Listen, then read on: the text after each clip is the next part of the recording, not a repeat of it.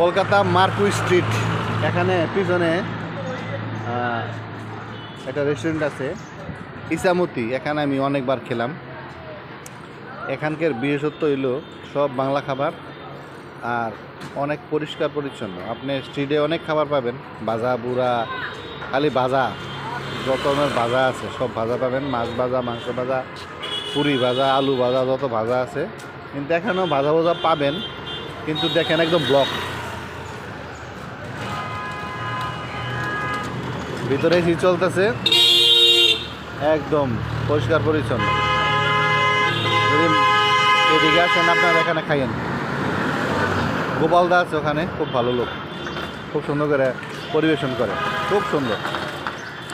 আমি ভেটকি মাছ খাইলাম, তারপরে রূপচাঁদা খাইলাম,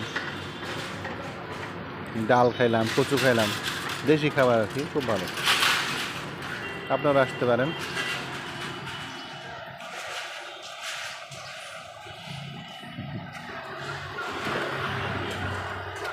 থ্যাংক ইউ আপনাদের সবাইকে।